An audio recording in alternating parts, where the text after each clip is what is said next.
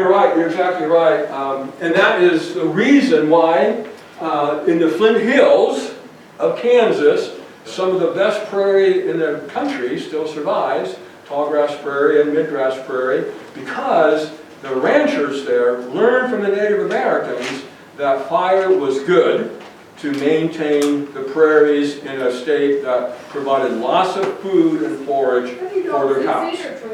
So farmers and ranchers have always used fire down there to maintain and manage their pastures, which is prairie. What they call pasture is a prairie. It's a prairie pasture. Flint Hills are not farmable as far. No, they're not farmable because of the shallow soil. So they naturally use them for rangeland, for grazing. But again, if it wasn't for the fire, that would be covered with trees. So again, because the ranchers learned from the Native Americans to use fire there, that grassland has survived. It's an economic, very large economic role to play, of course, there in that part of Kansas because of the cattle production that occurs. I often say that could have happened in Iowa's Lost Hills if only people would have realized that in order to keep the prairie in a condition that would allow cattle to graze on it, you have to use fire to keep the trees off. That didn't happen in Lost Hills. It didn't happen. So most of the Lost Hill prairie was lost. Where do prairies exist? Where do remnants exist? Not surprisingly, in pioneer settler cemeteries, because this is land that never got plowed up. It was used for burial sites, and so sometimes you can still see actual prairie communities growing right around the grave markers. Other times it's a situation where the grave markers are in an area where the grass is mown, but there's an unused part of the cemetery, never got enough people buried there to use that part of the cemetery, and that part of the cemetery is still prairie. That's the situation at Polk City Cemetery. That's a prairie that you should take a look at sometime if you're in that area. It's another site that I manage through Drake Prairie Rescue. So, cemeteries, and then the other, prairie hay. Any place where the landowner had a good reason not to plow it. And a good reason not to plow that prairie and turn it into agricultural land was because they needed prairie hay. So they used the prairie to make hay. That saved most of the good prairies we have in Iowa. That's the reason they got saved. That's the reason they never got plowed up. It's because the landowner using it for prairie. That's what Ethel Woodside always used, or always did, on the Woodside prairie. She used it for prairie hay. And prairie hay is actually a pretty good way of protecting the prairie because haying happens in late summer, late July into August. That's when you make prairie hay. That's the same time natural fires would have happened. And haying a prairie is ecologically somewhat similar to fire because it takes all of the vegetation and litter off into hay, into haystacks, or into bales. And that's very similar again to what happens with a fire. It's not exactly the same, of course, but it is somewhat the same thing. And so actually, making hay from a prairie at the end of the growing season was probably the best thing that could ever happen for some of those prairies because it keeps the trees out and it, again, happens at the same time as natural fire would. Other place you find it is in railroad right-of-ways along railroads because, again, that was land that never got plowed up. Railroad owned it, it couldn't be plowed. And again, lots of this got turned into trees, but if fires happen to some extent, then it could stay prairie. This is a railroad right-of-way down in Ringgold County. Another place you find prairie is on CRP land, Conservation Reserve land. This is land that was agriculturally used for a while at least, but was highly erodible, so it went into the CRP program, and there was probably prairie surviving on some of that land. Another place where I find it. And then, of course, another very important place is pastures. Simply pastures. This shows a pasture in Ringgold County, and those two arrows are pointing to two prairie plants. Compass plant right here, and prairie milkweed right back there.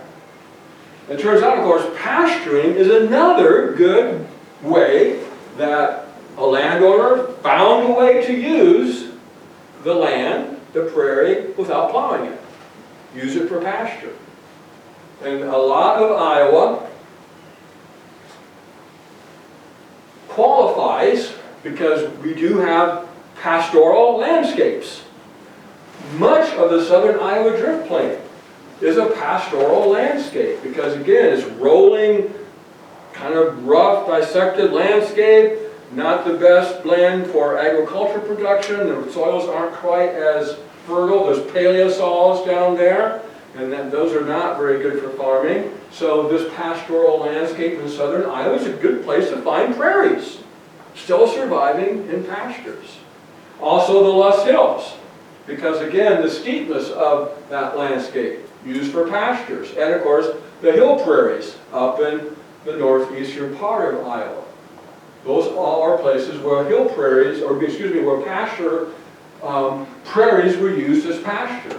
I put these two pictures here, Creamount Indigo and Narrowleaf Mountain Mint, as examples of what I use as prairie indicator species. When I'm out on a pasture and I'm trying to decide whether there's a prairie hidden in this pasture somewhere. Because usually the pasture is so grazed off that you can't see too much of any plant growth if it's grazed down. But if I can find, for example, these two species or many others, that is an indicator to me that this is a remnant prairie probably. These are species that cattle don't like to eat.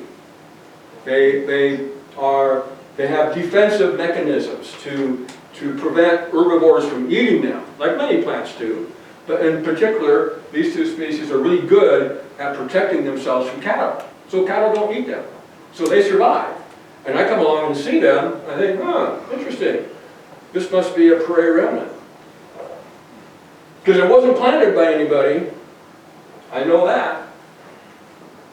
So I did this study. I've done this study actually 3 times, but this one was in southern part of southeastern corner of Ringgold County. Right there's Ringgold County, right there. I actually own a prairie up here by Tingley, right there.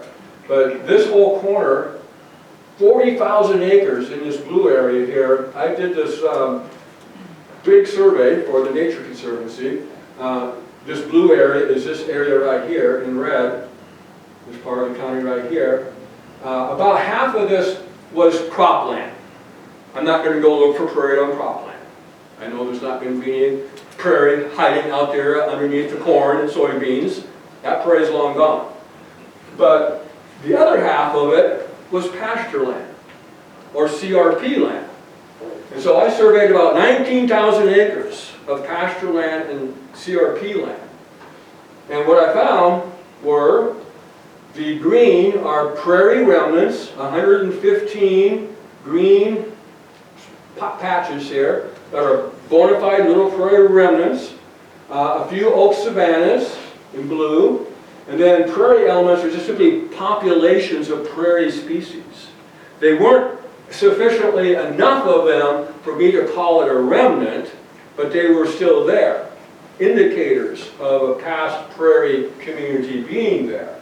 Over 3,000 prairie populations mapped.